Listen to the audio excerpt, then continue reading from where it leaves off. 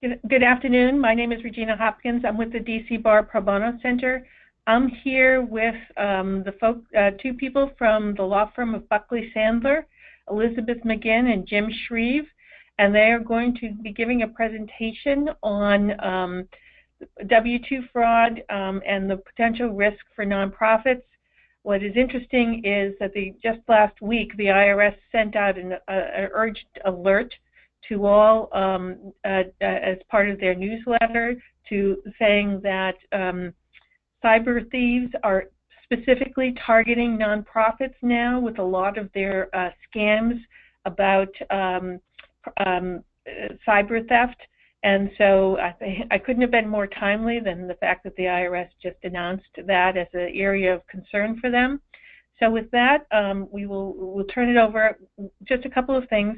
There is a question box. If you have any questions during the course of the presentation, please type them in and I will pass them along to either Jim or Elizabeth. And the second is that the PowerPoint presentation, you'll see it in the handouts box of the interface. You can download that and follow along and make notes if you'd like.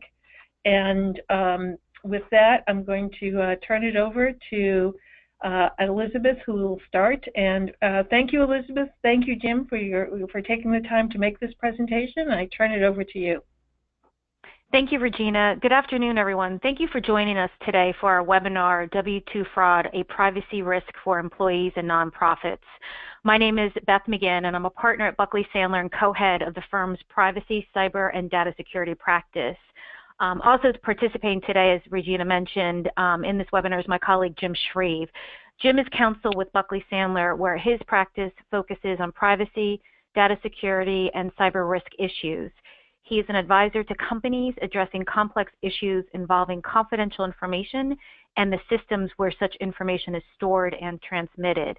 He is a thought leader in cybersecurity and privacy law and navigates pressing business concerns and applies the law to new and evolving technology. Jim has participated in numerous presentations on topics ranging from addressing security breaches, mobile payment systems, vendor oversight, and drone privacy. Given, and Regina mentioned what the IRS has issued, but given that it's tax season and the amount of W-2 fraud that Jim and I saw companies subjected to last year, we thought it'd be a really great idea to have this webinar. Today we're going to be covering a bunch of different topics. First, what is W-2 fraud and what is considered business email compromise, which Jim and I will refer to as BEC. We will be discussing some recent incidences and what you should be looking out for, some current trends in the incidences, insurance to protect against these types of attacks, and practical steps to mitigate risks. I'd like to turn it over now to Jim. Jim? Well, thanks, Beth. And thanks to the DC Bar for having me and for allowing me to talk about the subject. I do cybersecurity work, and my wife actually works in nonprofits and has for several years, so I'm used to dealing with these kind of issues and know some of the specific constraints and issues that can come up for nonprofits in the security space. We talk about W-2 fraud. It can come in a variety of forms, but specifically there's a lot of sensitive information in someone's W-2 that can be used by criminals for various purposes. Here we're primarily talking about the use of W-2 information by a fraudster to falsely file a tax return on behalf of someone without their knowledge, and then to collect the refund that person would be due, and to do it quickly, to do it before the person can file their own return.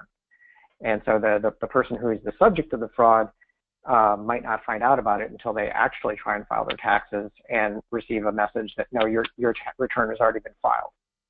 So that's kind of what we're talking about here.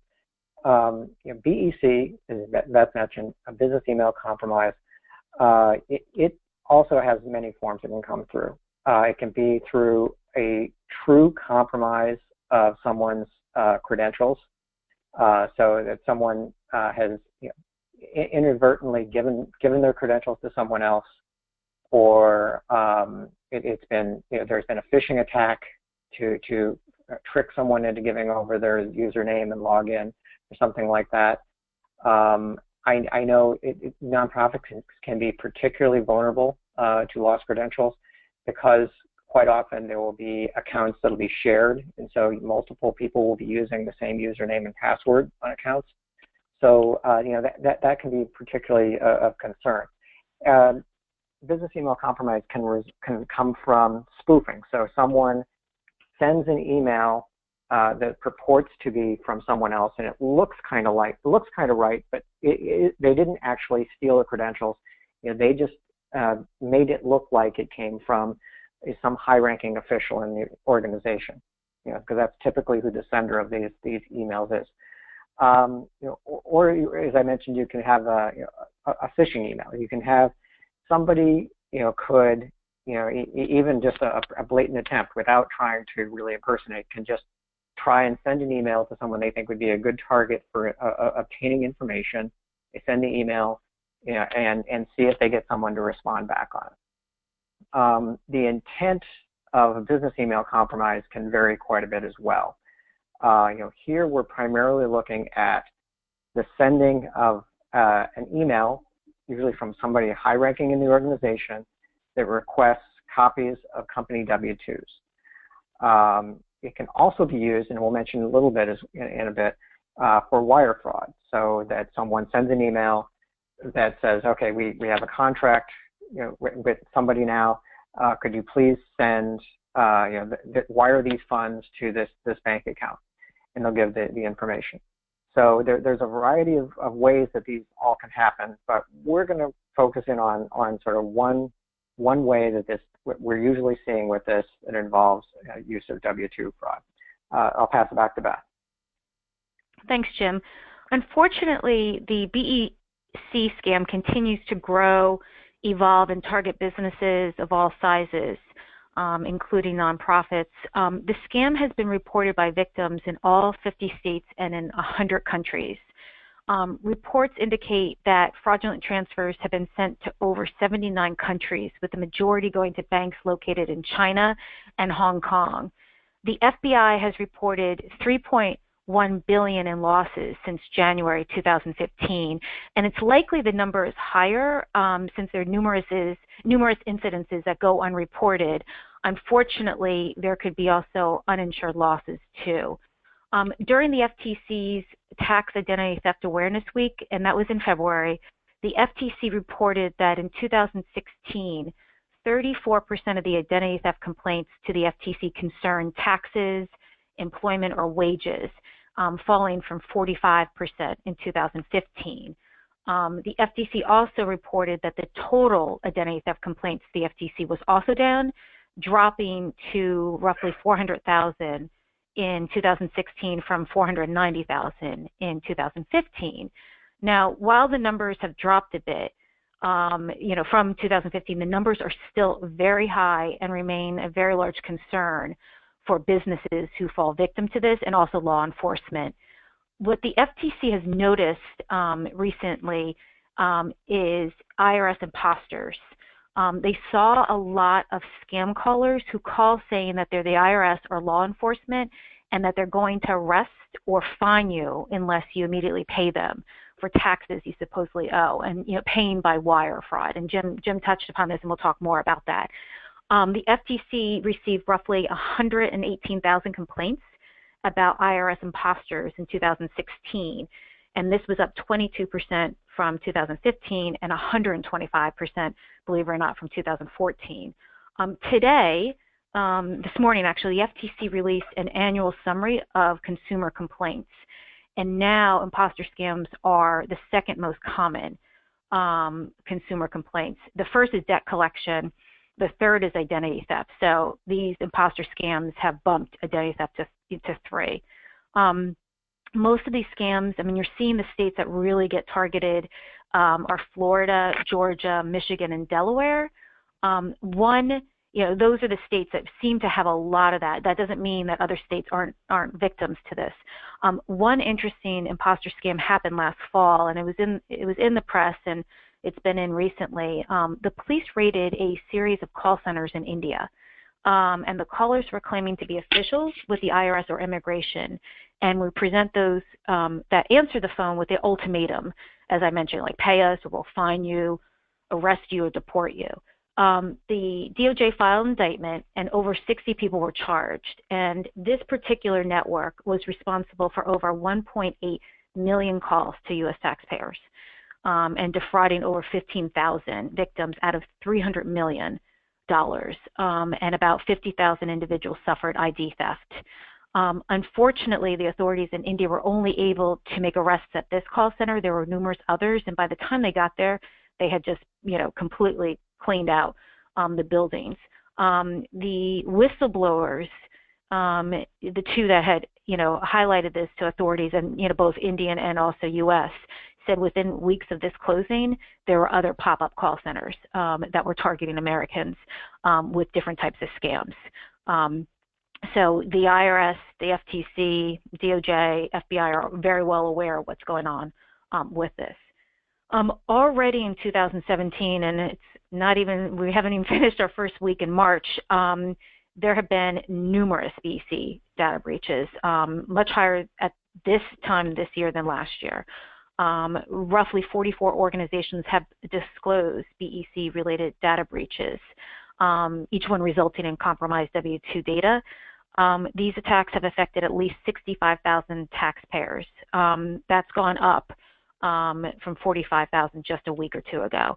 The confirmed victims include school systems, nonprofits, as that's why we're talking today, software firms, sports team, utility companies, a lot of hospital employees and county employees, finance and manufacturing, and various energy, companies. In 2016, the criminals behind these attacks mostly focused on payroll and tax records, and we're seeing this again this year, but they are following up, as we've touched on already, wire fraud.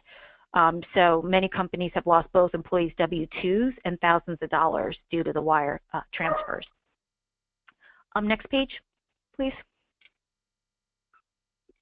So as discussed, the BEC attacks are essentially phishing scams. And since, the criminals have a targeted, particular target, they are very, very effective in exploiting the trust relationships within a business environment.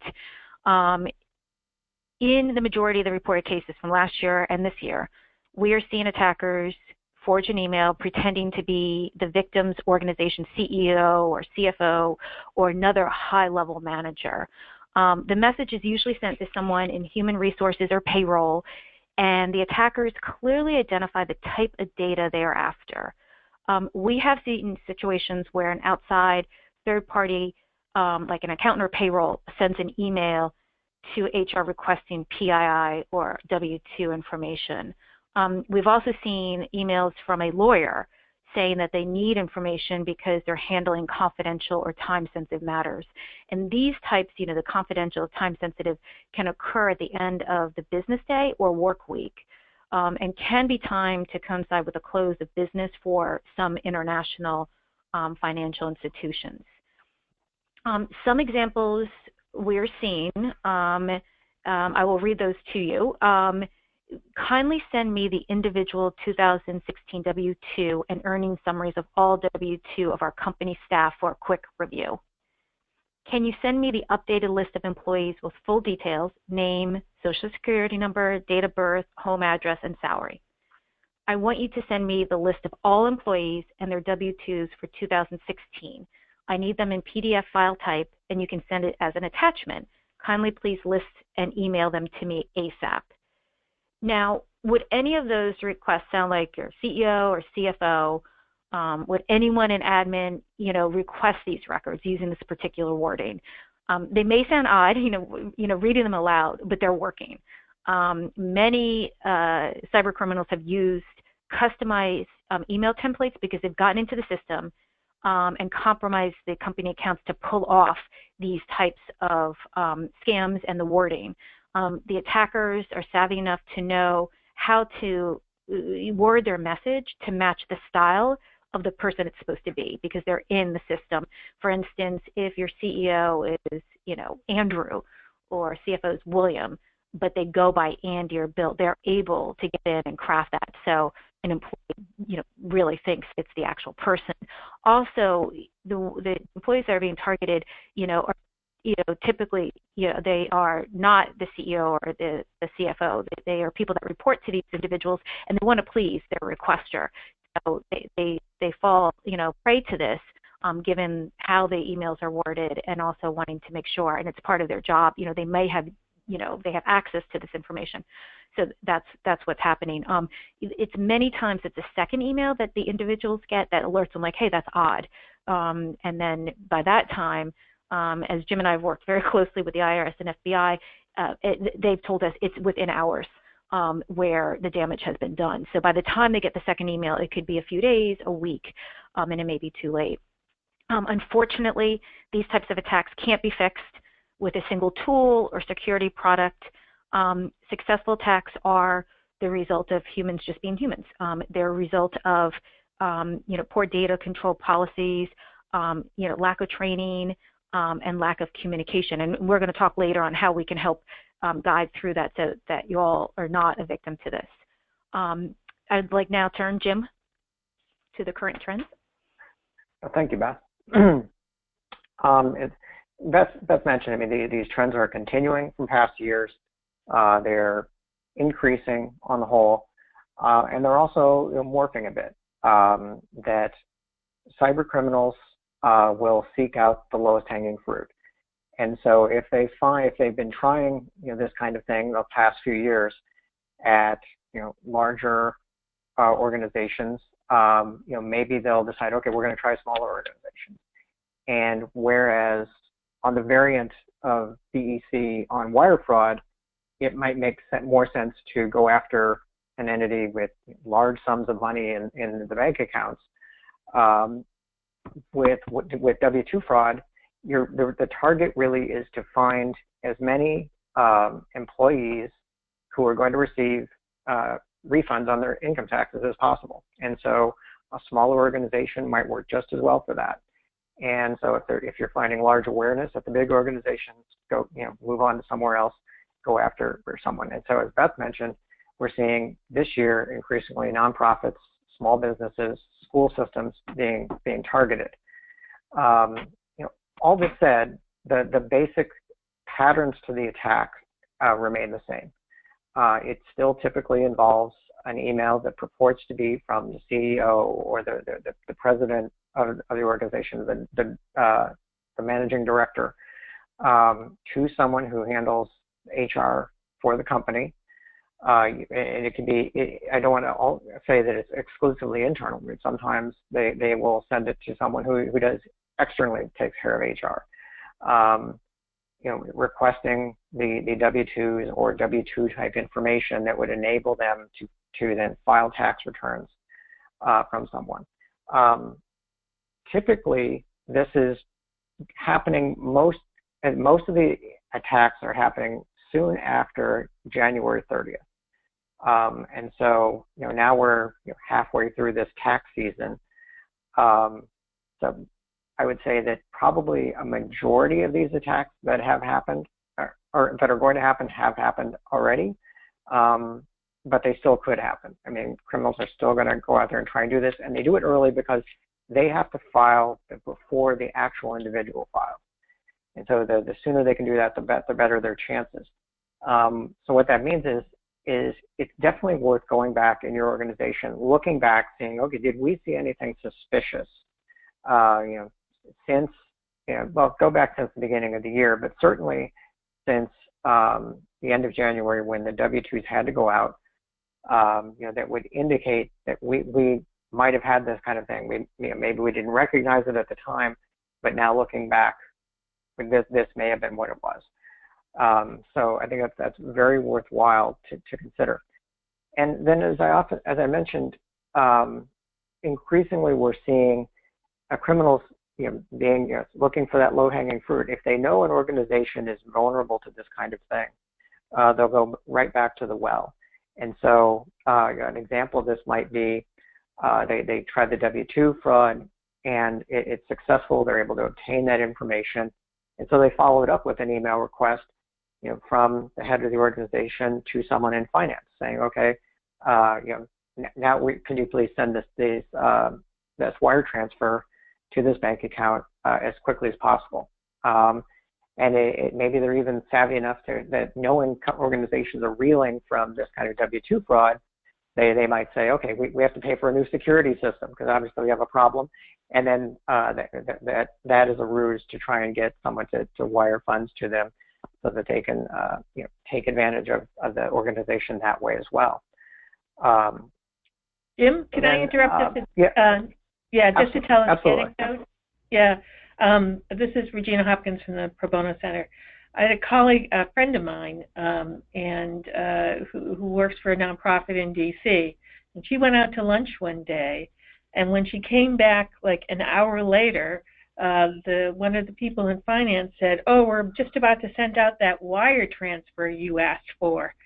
And she said, "What are you talking about?" And they said, "Well, we got an email telling us to send out this wire transfer to an organization that they give grants to, and it was, I think, for $10,000." And she said, "I never sent it." So they caught it just in time because they were just about to send it out. And what they found out was one of their employees' email had been hacked, and they probably had been looking at their emails back and forth for a little, like maybe a week or two, and they figured out how to do this. As you said, they mimic them. And so they sent this email saying to send out the wire transfer. And if she had been at lunch 10 minutes longer, they would have lost their $10,000. So it does, and they're not a big nonprofit. They weren't a big nonprofit. So I can just say from personal experience that, this has been going on, and they have been targeting nonprofits particularly. Absolutely. That's great. Great knowledge there. I appreciate that. And I think as well with nonprofits, it points out two things. One is that the importance of communication, because this was caught because of good communication that went out of band. And we're going to talk about that a little bit more later on. But also with nonprofits, it's oftentimes a small office, and if it's not unheard of for a nonprofit to be in a shared space, several other organizations, and everybody leaves for lunch, at the same time, and so there's no one there, and if people don't lock down their computer, and they have their email up, someone could easily just walk over, send an email, purports to be from that person that transmits this request, and there they didn't even have to steal the credentials, it was just left open to them. So, certainly some things there to think about. I appreciate that. I'm going to talk a little bit about insurance, and I know that this is an area where a lot of for-profit companies are paying cyber insurance, but I think increasingly even nonprofits are considering it just because of the risks that they face. And if you have cyber insurance policies, or if you've looked into it, one of the things you know about them is that this is still a forming market, that it's very difficult to make an apples-to-apples comparison between two different policies that two different insurance companies offer. They offer, one offers ABC, the other offers XYZ, and they come at it in a completely different way. And so it can be difficult to know if something is covered or not. As I said, it's still forming. We're still getting case law that would help us to interpret these kind of policies. But there have been a few cases involving business email compromise. All of these involving wire fraud, not the W-2 variant, but still informative in the W-2 space that goes to whether or not you could actually make a claim under these policies. The first one I'm going to talk about is AmeriForge, which is a Texas manufacturer that wired $480,000 to a bank in China based on an email that was purportedly from the CEO to the accounting director. The original funds were wired and then followed up by a request to send $18 million to that account. The accounting director sent the first payment but became suspicious of the second one and then notified others in the company. Ameriforge filed a claim against its cyber policy for the lost $480,000 wire transfer. The policy covered the forgery of a financial instrument, which the insurer said didn't occur in this case because you had a legitimate financial instrument that someone was just tricked into sending, so that it wasn't actually forged in this case. And so this is a case that's still pending in a court in Texas. Apache Corporation, scammers spoofed the email of a service provider to Apache to request an update of the service provider's bank account information. Apache changed the payment account information of their service provider and then sent about $7 million to the scammer's account that it was changed to before the fraud was detected. Apache filed an insurance claim with GAIC, who rejected the claim as not being computer fraud, which computer fraud being what was covered under the policy. Apache sued and was granted a summary judgment in a district court. On appeal, though, the Fifth Circuit examined a line in the policy that said GAIC would pay the loss of money, quote, resulting from the use of any computer to fraudulently cause a transfer. The Fifth Circuit overturned the lower court, stating that the email correspondence was not computer use to trigger the transfer. That was just the communications mechanism. The actual transfers were triggered by legitimate invoices that were sent by the service provider. So that's a case where the insured company lost. In Principal Solutions, the controller at an IT staffing company received a spoofed email that appeared to be from the CEO with instructions to send over $1.5 million the same day and contact a specified, quote, attorney for instructions or the transfer. And the attorney was a fraudulent person as well. The controller contacted the alleged attorney and received the wire instructions. The fake attorney then also called the controller back saying that the funds transfer, which related to a secret company acquisition, had been approved by the CEO, and then there was the need for the wire transfer to be sent very quickly. The funds were wired, and then the fraud was discovered the next day, but the company couldn't recover the funds.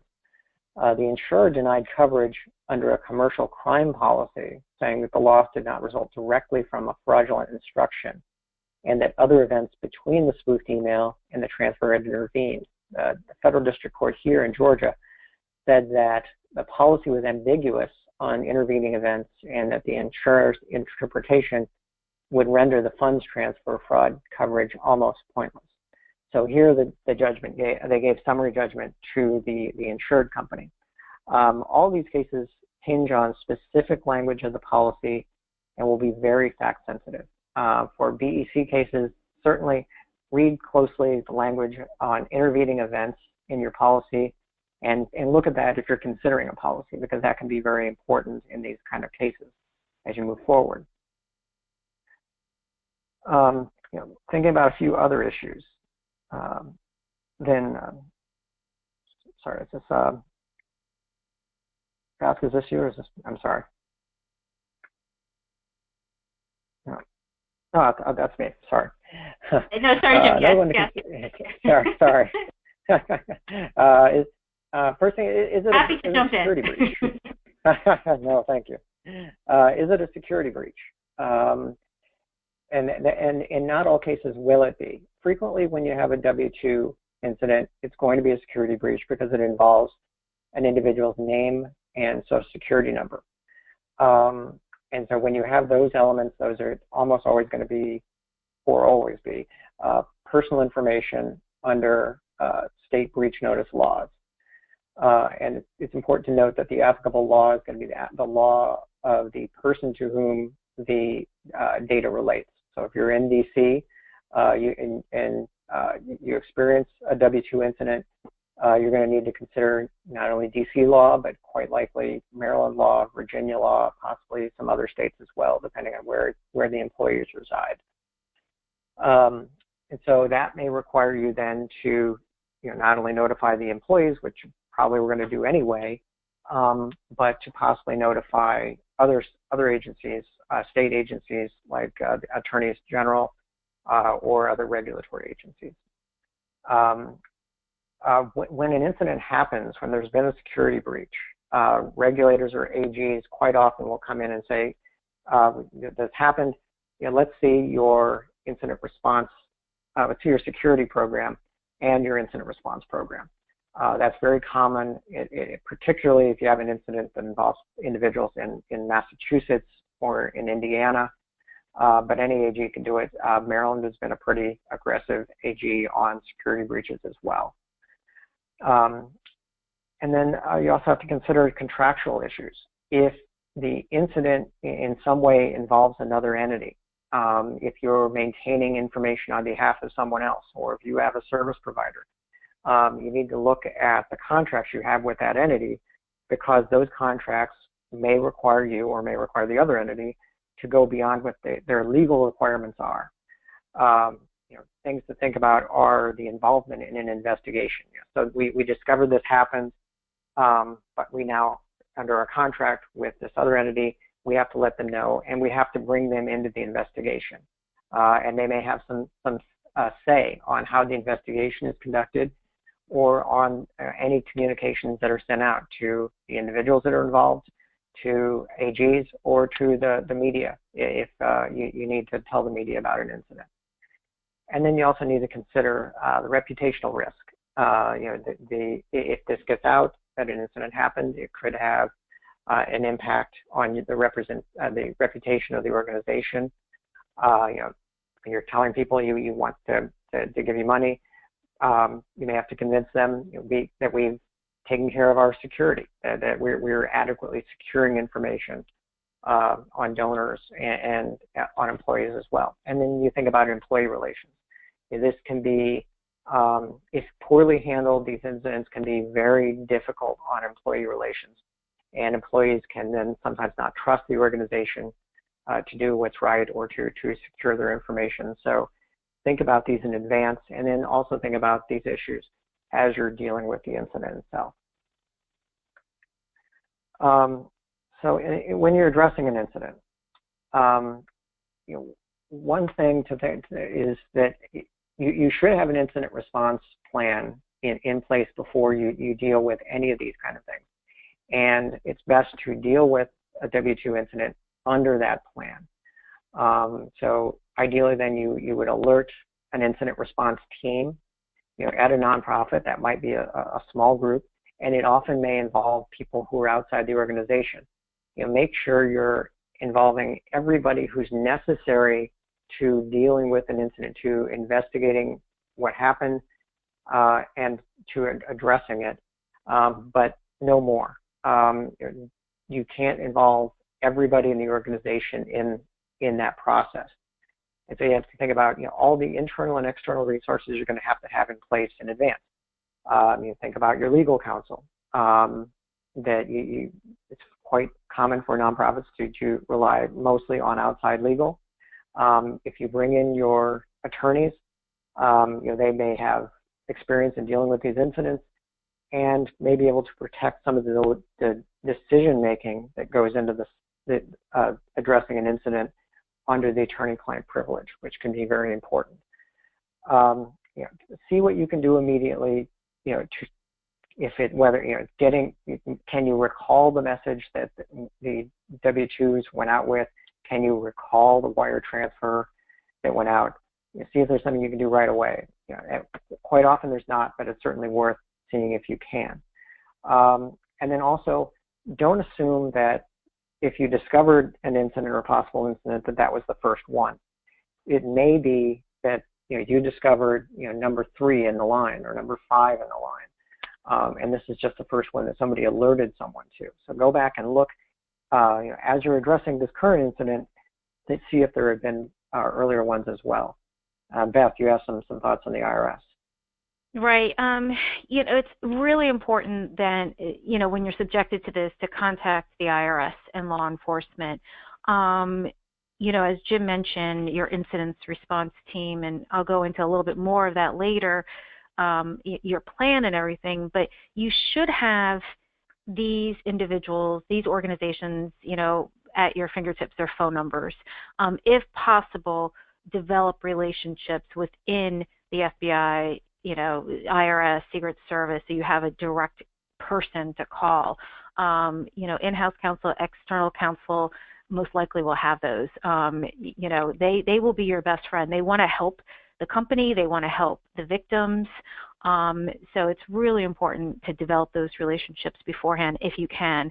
As Jim touched upon, getting in-house and external counsel involved to maintain privilege, you really want to, when you talk to these individuals, you want to make sure you're organized and you have as many facts as you can and your message ready. And you want to protect privilege. That's not saying hiding anything. It's just during these incidences, there may be more things that you uncover, and you may have follow-up conversations. Most likely you will with these organizations, but involving legal is really, really important in the beginning to be able to, craft the plan and talk to these individuals and get the help that you all, may need. Jim? Oh, thanks, Beth. Thanks, Beth. I mentioned about insurance. If you have insurance, it's important to let them know if you have an incident on which you might file a claim, because they may have demands or requirements under the policy that they be involved in a specific way relative to the investigation or notices, or may have a say in what outside resources you use. If they're going to be paying for them, they may say you can only use these particular resources. Watch for follow-up incidents. Sometimes I have this blood in the water that if it gets to be known, if a particular cyber criminal is successful with an entity, they will go back to that entity until they're no longer successful.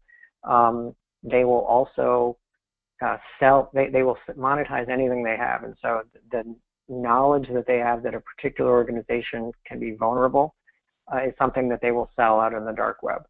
Let it be known that a particular organization can be gotten, and it'll get out in the media. And so if it gets out in the media, look for copycats, because that kind of thing will happen. Then consider about breach notifications. Jim, if you don't mind. Sure. For the follow-up instance, Jim and I have seen after, someone who has been victim to the W-2 fraud, like Jim mentioned, they will get in and continue to just hit the cavity and try to get more and more. And then sometimes the information we've seen, they will set up, like Jim mentioned, the dark web, they will set up websites with the individuals, the senior people, basically asking, talking about the company, but then asking for investment, or, donate money, or, we can help you, pay us this amount of money. So you really want to be diligent and check to see, work with your IT people to see what else they could be doing, and also just scan to see if a website has been, done. And we'll tell you if you see these, who to contact, because, IRS is working with FBI and everyone, with these schemes, and they know the players out there and what's happening to companies. Sorry, Jim, go ahead. No, great points. Absolutely, I agree.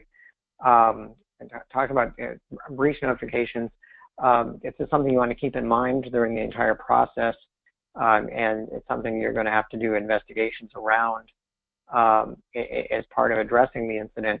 But usually this is not one of the first things that you're going to need to do legally. As a general rule, you want to contain the incident first, figure out what happened, make sure that you've closed the gap, and then worry about notifying people. That said, there are time frames for notice under various state breach notice laws, that can be as short as 30 days from discovery of the incident. If you have some people who are involved in Florida, there can be requirements to notify state AGs that are as short as 14 days after the incident. And if you happen to have information that personal information involved that doesn't belong to you, and you have to notify the owner of that information, those timeframes can be as short as 24 hours.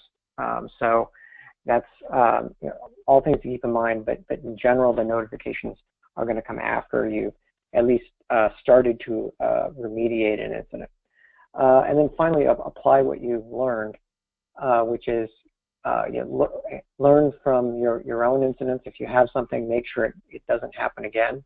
If an AG contacts you, that's going to be one of the first things they're going to ask about is, after they say, what happened, how many people in my state were involved, then they're going to say, and what have you done to make sure it doesn't happen again?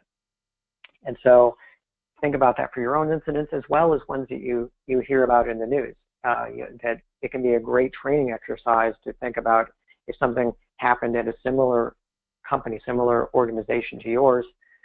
Think about, if that happened to us, how would we have dealt with it? Because you may see that same kind of incident yourself coming before too long. And then on to a few practical steps. Beth, do you have some thoughts there? Yeah, Jimmy, nice that you mentioned training. It's so important to educate your employees about safe online practices. There is a huge return on investment for security awareness training. A few years ago, WC calculated that the return on investment for security awareness training being at $500,000. Because, and I mentioned this, these W-2, breaches, most data breaches involve human error. So training can reduce the risk of having these breaches. The Poneman Institute, Jim works very closely with they issued a study. They do, I believe it's every year, but last year's study came out saying that the average cost of a breach is more than $158 per record, and that the average cost can be up to $4 million. So breaches are really expensive, as you all are aware. Businesses with an increased awareness, training, and understanding of the BEC scams are more likely to recognize them, that they've been targeted, and therefore are likely to avoid falling victim to and paying the wire transfers.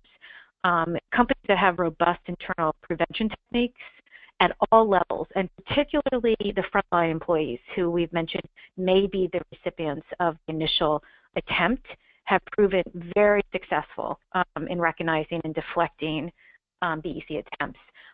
Some things to consider in training: inform employees as to the various types of phishing emails. Emails posting as an IRS e-services. We've worked with the IRS. When I did another presentation with someone that we work closely, he said, those are not from the IRS. They typically do not send you emails. The government are saying, we want money from you. So educate your employees on those types. Emails posting as new clients you've never worked with, or as we mentioned, like senior management. Instruct your employees on the use of strong passwords. Jim had mentioned smaller companies, it's really important. You go to lunch, and if things are not locked in your computer, or if you don't have policies about strong passwords or encryption, you can be more susceptible to a breach. The use of email, there should be training on that, or use of portable devices, or your own, your iPhones, and what can be done. Always instruct employees not to click on links or download attachments from individuals they're not familiar with. Instruct employees to be suspicious for requests for secrecy. I mentioned that, what we've seen with lawyers, or urgent, anything urgent. Be careful what is posted on social media and company websites, especially job duties, descriptions, and out-of-office details. Regina mentioned someone that she knew about, they were out to lunch, but we've seen situations where the hackers have gotten in. They know the CEO's calendar, they know where they're going to be in the country or, the state, and, that's where they will reach out to other employees requesting money or what have you. Be on the lookout for sudden changes in business practices.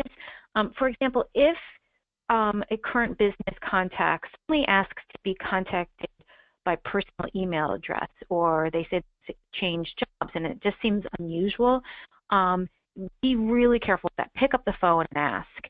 because that's another way they can get in. So that's something, and we've mentioned, just communication is so key. Pick up the phone. If they don't typically get emails from certain folks, they should know to pick up the phone to talk to their supervisor or walk down the hall. Jim had mentioned if there's a breach, regulators will ask for certain policies, procedures, training. Training is a theme in regulator exams. They ask about that, or investigations or enforcement actions. Consent orders have requested privacy and security awareness training for employees and for vendors. They've asked for written information security programs and what the company's data breach response plan is. So it's so important to have these in place before something happens. Also consider creating an internal policy on the distribution of W-2 information and wire transfers.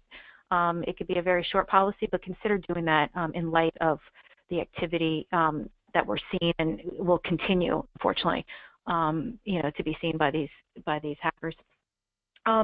Incident response program. This is another, as I mentioned, Jim, it's really important to have this in place before. This topic could be its own webinar, but I just wanted to mention, a few tips.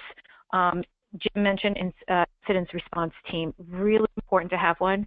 The team will analyze reports of security breaches and threat intelligence in order to develop the company's response strategy. There's so many different types of teams, the internal one, and also external, the internal being in-house, your CISO, HR, someone from senior management. External teams, besides, having contact of, the individuals, the Secret Service, FBI, also think of having, knowing companies that could help you, forensic, call centers if you need that, PR, and, your outside counsel, and have their numbers readily accessible, even cell phone numbers, because what we've seen, most breaches will happen late night or on a weekend. And once you have one, you really want to contain it. You need to contain it as quickly as possible. Another tip, conduct an incident threat analysis and determine how your company will define a security incident. Is it an attempted attack, or does the attack need to be successful to warrant a response? Once defined, conduct an analysis by discovering and documenting the threats, risks, and any failures that impact your security, your company's security measures. Create quick response guidelines for different scenarios. And when using your threat analysis, these quick response guides for scenarios that you think will occur, make these available to your response team, and this will allow you to act very quickly, on the incidents that threaten your organization. Again, outline a plan for external notification. We've talked about that. When you have to notify state AGs, but also, the people that will be helping you investigate, these types of situations. Communicate your plan to employees. Employees should be aware of the plan and have access to it. They should understand their role if they are the ones that get the email, or other types of breaches too. They need to know who to call, what to do, and not wait. If it happens on a Friday at 5, not wait till Monday. Just immediately, act and who they need to talk to. Just like any other process, incident response plans require practice and training. Consider running tabletop exercises. That will help you fine-tune your plan to see if there's any gaps or areas of improvement. Everyone should do a trial run, and it's really, really helpful if you do have an actual incident. And then Jim had mentioned, learn from your past mistakes and other things that have happened. Meet with all the parties if you do have a situation that handled the incident, to discuss what they think they went well, what you could improve upon, because that's going to be really, really helpful in the long run. Jim, do you want to talk about security programs? Yeah, thanks, Beth. That's all very good information. I think quite often at nonprofits, the IT functions and information security functions quite frequently are entirely outsourced. It might be handled, by an external vendor that comes in, once a week, once a month, whatever, to deal with particular problems, or that you may pay, on a per-use basis for. But I think it's worth, given that you may have limited time with some of your IT and information security people, to ask them about what controls they have put in place for your organization to deal with them. I mean, there's for one thing, you may hear about DLP, data loss prevention software, which is, if you're not familiar with it, is software that looks for structured types of personal information, the classic one being a social security number. And so it will monitor and try and find every time that a 9-digit number is leaving the information system. And it'll try and stop that. It'll give you either an alert or it may stop it from going out. The reason that a lot of times in these W-2 incidents, a PDF is requested is specifically because a lot of DLP systems are not set up to read the data that is in a PDF. It looks at the PDF and just sees it as a picture. It doesn't have OCR, which allows it to read the characters in the PDF, and so it won't detect when that social security number that's on the W-2 form goes out. So it's worth asking your vendor, or certainly your in-house people as well, but particularly where you have a vendor and you don't see them often, ask them how your system deals with that, and if something went out in a PDF, if it would be detected. And then also have structural controls. As Beth mentioned, having a process in place. Consider for any W-2 form, for any wire transfer, that there has to be a dual approval process. Two people in the organization have to approve, if there's going to be a wire transfer, and there has to be some communication that goes out of band, which is one of the next things we're going to talk about here, which the primary tool you have here isn't so much a technology one, but a communications tool. Is as was mentioned in the example before, that what stopped the incident was people communicating and confirming. And so in a small nonprofit environment, you might have everybody in one or just a couple of rooms. It's as simple as just walking over to someone and saying, "Did you actually approve this?" Calling them, in some way, communicating, yelling across the room. Did you actually want me to send this wire transfer or send these W-2s? And do it in a way other than email. Because if that email is compromised, then that's not going to do any good. So you need to have another mechanism to do it. No matter what your organization is, you're going to have phones available. Pick up the phone, just do that quick call, and put it in an environment where somebody who's lower in the organization is not afraid to contact the head of the organization to confirm something, or they're not afraid to contact the CFO to make sure that a transfer was actually requested. Jim, could I interject here just a second, because someone had a question. They talked about that they're a smaller. They said, I told the story about a friend of mine. And they said, what size organization was that nonprofit? Well, it was about $10 million. And they said they were a smaller nonprofit, just like about $1 million. And I just wanted to, first, my friend was at the nonprofit, set up the protocol that if they got an email asking for a wire transfer, they had to call and verify it by over the phone. But that there had to be a call. They couldn't do it just on email request. And that was one of the changes they made. But a couple of things, even for small organizations, I just want to relay something. You think about some of these as being, you see the movies and they're very high tech and it's all, these huge computers and, it seems also incredibly sophisticated. but 3 incidents that we had to deal with nonprofits. One was a stolen laptop. Someone stole the laptop. They got into the passwords because they were stored on the laptop. One was a case where the nonprofit kept their checks in a safe, and the person who was responsible for cutting the checks thought it was a pain in the neck to open the safe every day, every time they needed a check. So she kept it open during the day, and it was one of those instances where everybody went to lunch at the same time, and a temporary employee came in and copied the information, the check, the account number off the checks, and started doing stuff online. And then the third one was, and this seems so primitive, but it's true.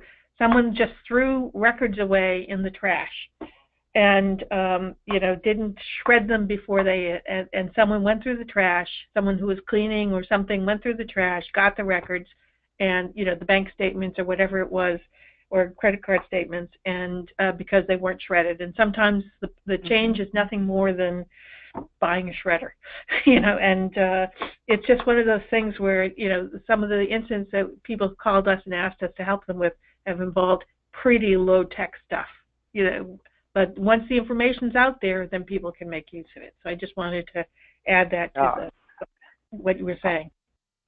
Yeah, absolutely, great points. So those are key things, particularly I think with disposal. I mean, dumpster diving still works. And it is still a very easy way to get a lot of information, and sometimes organizations too will dispose of information unknowingly. And one of my favorite security breaches that happened involved the Boston Globe newspaper, where someone was trying to save paper and be environmentally conscious. And so they had these large reams of tractor feed paper, which you don't see too much anymore, but they were using it to wrap the piles of newspapers that were going out in the morning.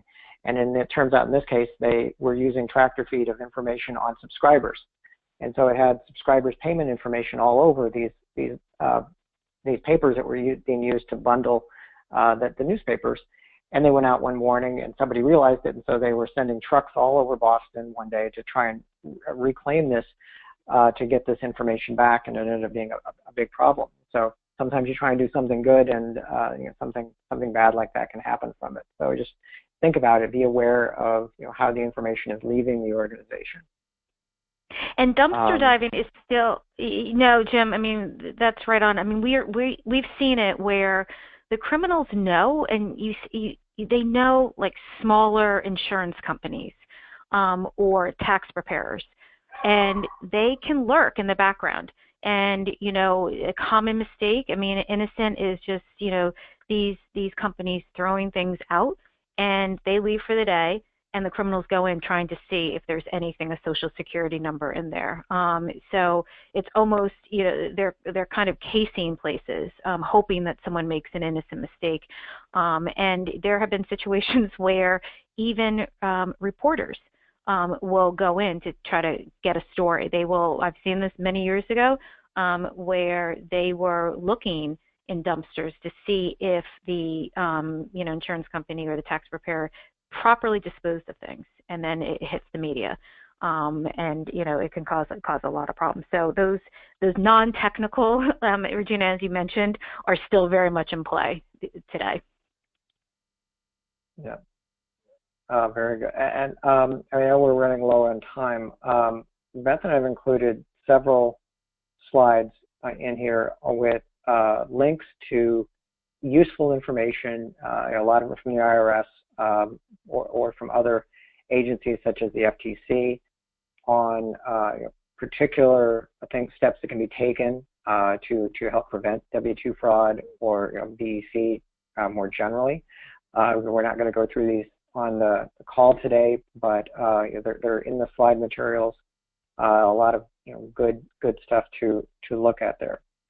And so with that, I'll pass it back to Regina, and let me know if we have any questions.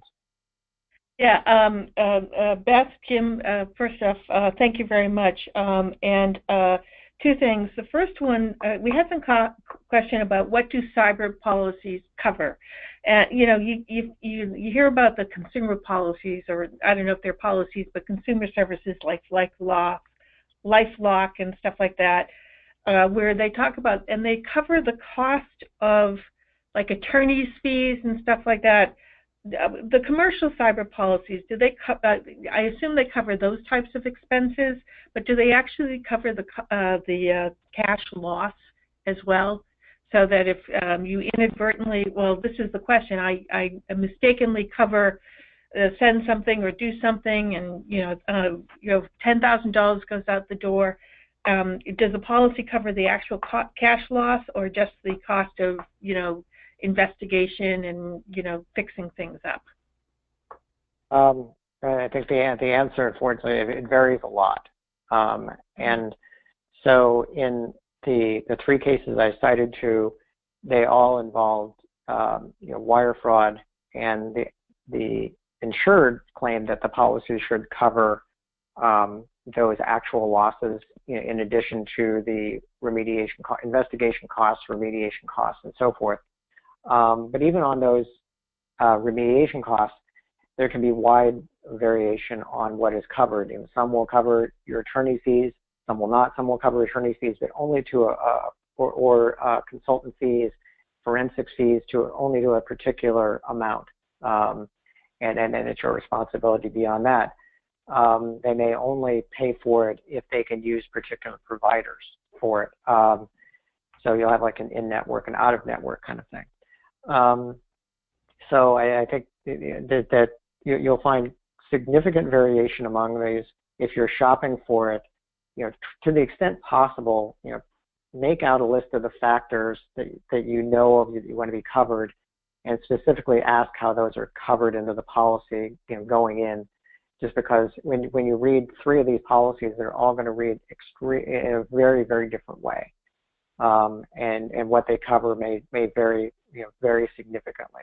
I think we're starting to get to a point where the industry might be kind of coalescing around some common terminology in the policies, but we're nowhere near that point yet. Okay, I know we're a little bit past one, so I'll just respond to one question myself, which is someone said, what do you do if you find you've been a victim? Well, one of the things you can do is, as other nonprofits have done, is contact us at the DC Bar Pro Bono Center, and we can match you with pro bono counsel who will help you deal with some of if you have notification requirements. Sometimes there may be patient information or something else under HIPAA or whatever. If you have notification requirements, or if you have a donor information breach, because that's one of the biggest things that nonprofits have and can be stolen once people get into your system. If you have one of those incidences, the council will help you figure out who you have to notify, what steps you have to take, whatever is needed. And so just give us contact us, and we can help find someone, legal counsel, to help you, guide you through whatever your legal obligations are with respect to the breach. And if you're having an issue with your insurance carrier about coverage, then we can help you there as well. So that's it. We've run out of time. So Jim, Beth, thank you so much again. We appreciate you taking the time to help us with this. And everybody have a great weekend. Thank you. Thanks. Thank you.